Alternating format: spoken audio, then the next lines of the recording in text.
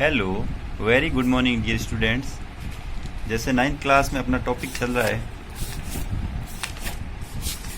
पदार्थ। क्या चल रहा है? पदार्थ। आज मैं आपको पदार्थ को एक बार फिर से दोबारा डिस्क्राइब करके एक मतलब शॉर्ट रूप में वापस से पूरी डीप स्टडी करेंगे स्टार्टिंग से लेके, क्योंकि ये अपनी बुक का जो मोस्ट इम्पोर्टेंट टॉपिक है। तो हम शुरू करते हैं वापस मैटर से, ठीक है ना। अब देखो पदार्थ, टॉपिक क्या था? पदार्थ जिसको अपन क्या बोलते हैं? मैटर। क्या बोलते हैं इंग्लिश में अपन? मैटर को बोलते हैं पदार्थ। अब देखो सबसे पहले इसकी डेफिनेशन देखो। पदार्थ होता क्या है? पदार्थ वह वस्तु जिसका स्वयं का द्रव्यमान हो और स्थान घेरती हो, मतलब जिसका मास भी हो और वॉल्यूम भी हो। जगह घेरना यानी मास और वॉल्यूम दोनों हो, उनको अपन क्या बोलते हैं? मैटर। या मैटर को एक और दूसरा बोलते हैं हिंदी में पदार्थ को द्रव्य कहते हैं। क्या कहते हैं? द्रव्य।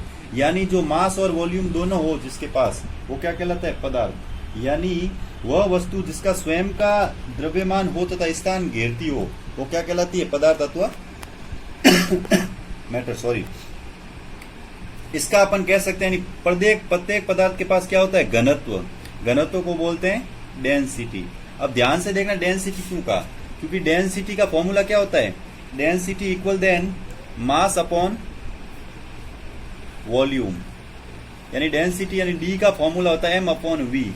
ये फॉर्मूला होता है डी का, ठीक है ना। यानी कि अगर मास और वॉल्यूम दोनों होंगे तो उसके अंदर डेंसिटी भी होगी। तो पदार्थ की वापस डेफिनेशन देखना, जो जिसका स्वयं का द्रव्यमान यानी मास, खुद का द्रव्यमान यानी भार हो और उसका स्थान घेरती हो। अब एक और चीज देखना, भार। एक होता है वेट और एक होता है मास। मास का मतलब ही भार होता है, लेकिन इसको वो भार नहीं दर्शाता। जैसे मेरा वेट आज 50 किलो है, कल 51 भी हो सकता है, 1 घंटे के बाद 49 भी हो सकता है, 50 भी हो सकता है। तो उसको नहीं कहते। मास का मतलब जो फिक्स रहता है। क्या रहता है? फिक्स। द्रव्यमान हमेशा फिक्स है। यानी मैं आज 1500 किलो का हूं, या आज जैसे मैं 50 किलो का हूं, तो 1500 साल के बाद भी शायद मैं 50 किलो का ही रहूंगा। तो ये तो हो गया द्रव्यमान। यानी द्रव्यमान ऐसा भार है जो फिक्स रहता है, जो कभी भी चेंज नहीं होता, परिवर्तित नहीं होता। अब अपन आगे आते हैं, ठीक है ना। अब देखो, अब आगे आते हैं। अगला है जो टॉपिक अपना प्रॉपर्टीज ऑफ मैटर। यानी अब अपन पढ़ेंगे पदार्थों के गुण कौन कौन से है। क्या है? पदार्थों के गुण। आज मैं आपको एक शॉर्टकट करके पढ़ा रहा हूं, ठीक है ना। पदार्थों गुण पहला जैसे अपन पढ़ चुके हैं बहुत अच्छे से, लेकिन फिर भी दोबारा एक बार रिवाइज कर लेते हैं। ये छोटे छोटे कण, यानी प्रत्येक पदार्थ छोटे छोटे कणों से मिलकर बना, यानी स्मॉल पार्टिकल से। किससे बनाए? स्मॉल पार्टिकल से। यानी प्रत्येक पदार्थ जो छोटे छोटे कणों से मिलकर बना होता है। और इन छोटे छोटे कणों को अपन क्या बोलते हैं? एटम्स। क्या बोलते हैं? एटम्स। यानी जो प्रत्येक छोटे छोटे कण है उनसे मिलकर बना, जिनको हम हिंदी में बोलते हैं एटम, इंग्लिश में हिंदी में बोलते हैं परमाणु। यानी छोटे छोटे जो कण है उनसे मिलकर बना है, वो क्या कहलाता है? परमाणु। यानी जो पदार्थ है किससे बना है? परमाणु से मिलकर बना होता है। और हमेशा ध्यान रखना है, कण सदैव गतिशील रहते हैं, यानी मूवमेंट रहती है इनमें। क्या रहती है? मूवमेंट। इनकी जो मूवमेंट हमेशा चालू रहती है, हमेशा गतिशील रहेंगे। अब देखो तीसरी, पहली क्या है? छोटे छोटे कणों से मिलकर बने, जिनको परमाणु बोलते हैं, एटम्स बोलते हैं। और दूसरी है जो मूवमेंट, हमेशा गति रहती है। और तीसरी पदार्थ का गुण क्या होगा? तीसरा, पदार्थों को उनमें उपस्थित अवयवी कणों के मध्य आकर्षण बल के कारण निम्न अवस्थाओं में बांटा गया। इनके अंदर इंट्रामोलिक्यूलर ग्रेविटेशनल फोर्स होता है। क्या होता है? या सीधा लिखो इंट्रामोलिक्यूलर फोर्स, यानी अंतर आणविक बल। क्या है? अंतर आणविक बल। इनके बीच में एक बल पाया जाता है, फोर्स, जिसकी वजह से ये, जिसको बोलते हैं अंतर आणविक बल। उसके आधार पर इनको अलग अलग अवस्थाओं में बांटा गया है। जैसे पहली अवस्था होती है, ऐसे जनरली देखा जाए तो अपने बुक में शायद 3 ही स्टेज हैं, अपने सिलेबस में 3 स्टेज, लेकिन ऐसे देखा जाए तो 5 स्टेज होती है इसकी टोटल। लेकिन मूल रूप से इसकी 3 ही अवस्थाएं मान जाती है। पहले मैं बता देता हूँ 3 अवस्थाएं कौन कौन सी होती है। सबसे पहली होती है सॉलिड स्टेट। क्या होती है? सॉलिड स्टेट, जिसको बोलते हो आप ठोस अवस्था। क्या बोलते हो? ठोस अवस्था। दूसरी होती है आपके लिक्विड स्टेट। क्या होती है? Liquid state. लिक्विड स्टेट को बोलते हैं अपन द्रव अवस्था। और तीसरी होती है गैस स्टेट। क्या होती है? गैसेज स्टेट, जिसको बोलते हैं आप अपन गैस अवस्था, गैसीय अवस्था, ठीक है ना। अब देखो वैसे 5 प्रकार कौन से? मैं 4 टाइप भी बता देता हूं, अपने सिलेबस में नहीं है फिर भी। 4 टाइप होता है प्लाज्मा। क्या होता है? प्लाज्मा। और 5 टाइप होता है बीईसी। बीईसी को बोलते हैं बोस आइंस्टीन कंडेंसेट यानी बोस आइंस्टीन कंडेंसेट। अब अपन सबसे पहली स्टेट के बारे में पढ़ेंगे जिसका नाम है सॉलिड स्टेट। क्या है? सॉलिड स्टेट यानी ठोस अवस्था, ठीक है ना। तो पदार्थ की इस अवस्था में अवयवी कण होते क्या? देखो पहले ध्यान रखना, अवयवी कण में बार बार एक टॉपिक बोला, अवयवी कण यानी कण यानी स्मॉल पार्टिकल्स है क्या? ये स्मॉल पार्टिकल्स कौन कौन है? ठीक है, अवयवी कण है स्मॉल पार्टिकल्स है कौन कौन से? देखो इसमें एक तो आएगा एटम्स, एक आएंगे आयंस और एक आएंगे मोलिक्यूल्स, ठीक है। यानी एक तो आयन हो गए, एटम होते हैं परमाणु और मॉलिक्यूल होते हैं अणु। यानी जो स्मॉल पार्टिकल जिनको मैं अवयवी कण बन रहा है वो बन किससे रहे? या तो परमाणु होंगे या आयन होंगे या अणु होंगे, या एटम होंगे या आयन होंगे या मॉलिक्यूल्स होंगे, ठीक है। जब इस लेकिन ठोस अवस्था के अंदर क्या है? बहुत सारे पास पास होंगे। क्या होंगे? बहुत पास पास होंगे। ध्यान से देखना, एक बार मैं तीनों अवस्थाएं बना रहा हूं। ये हो गई ठोस अवस्था सॉलिड स्टेट, ये हो गई आपके लिक्विड स्टेट और ये हो गई आपके गैस स्टेट। इसमें तो कण बहुत ही पास पास है, देखो मैंने बहुत पास पास बना दिए। इसमें इतने दूर दूर है और इसमें इतने दूर दूर है, देखो। यानी सॉलिड स्टेट में जो अवयवी कण यानी पार्टिकल्स होते हैं, स्मॉल पार्टिकल्स बहुत पास पास में होंगे, बहुत ही चिपके, नजदीक नजदीक, यानी बहुत very near between one and other. और इसमें थोड़े दूर होंगे मीडियम साइज में, और इसमें बहुत दूर दूर होंगे, ठीक है ना। तो देखो पहली पढ़ रहे थे अपने, इसमें आयन पास पास में होंगे।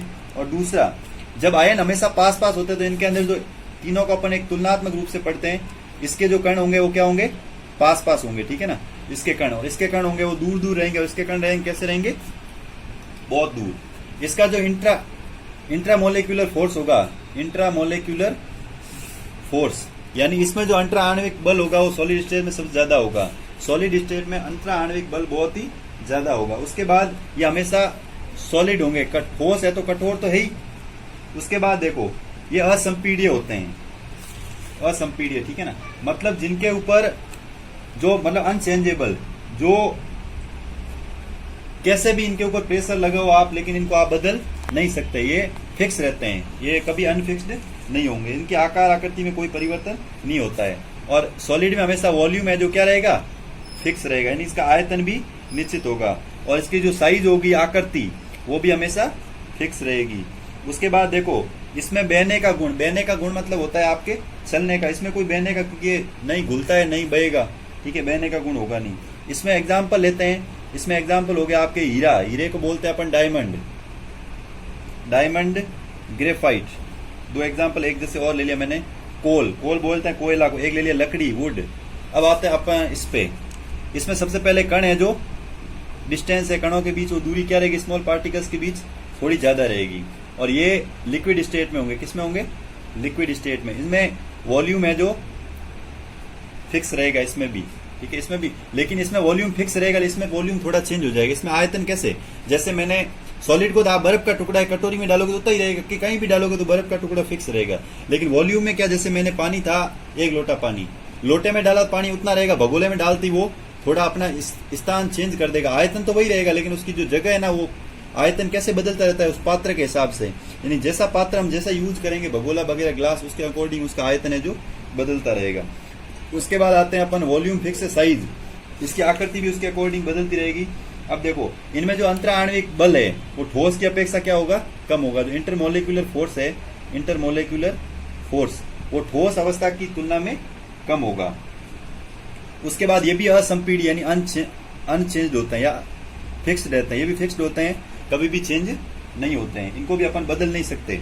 फिर देखो कोई भी दाब के द्वारा बदल नहीं सकते। फिर देखो इसके एग्जाम्पल देखो, वाटर हो गया, ऑयल हो गया, कोल्ड ड्रिंक्स हो गया, एल्कोहल हो गया, ठीक है।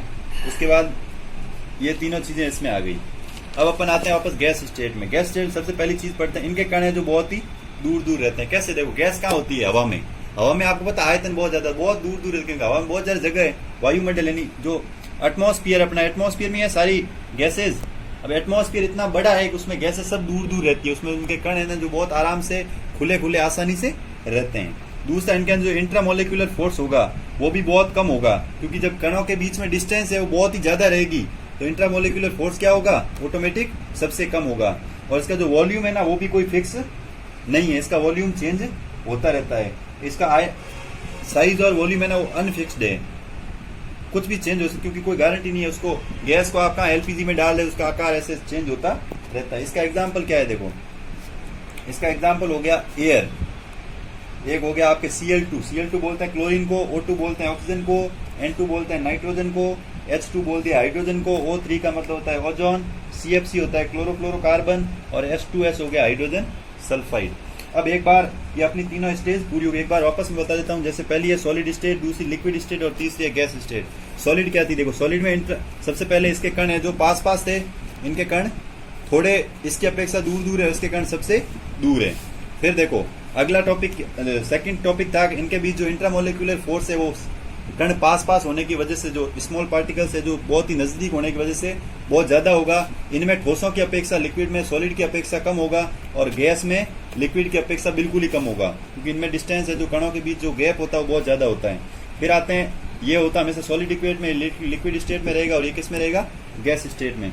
इसका जो वॉल्यूम फिक्स रहेगा, लिक्विड का भी वॉल्यूम फिक्स रहेगा, लेकिन इसका वॉल्यूम और साइज, इसकी वॉल्यूम और साइज क्या होगा, कोई फिक्स नहीं रहेगा। लेकिन वॉल्यूम इसमें देखना, लिक्विड में क्या होगा, वॉल्यूम फिक्स तो रहेगा लेकिन पात्र के अकॉर्डिंग बदलता रहेगा, ठीक है। उसके बाद इसका एग्जाम्पल है डायमंड, ग्रेफाइट, कोल और वुड।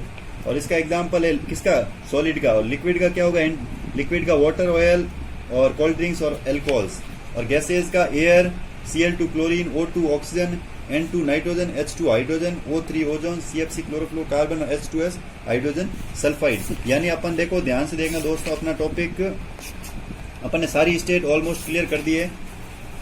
आज के लिए बस इतना ही, आज की सभा को करेंगे यही समाप्त, अगली सभाएं करेंगे अगली क्लास में। जय हिंद, जय भारत।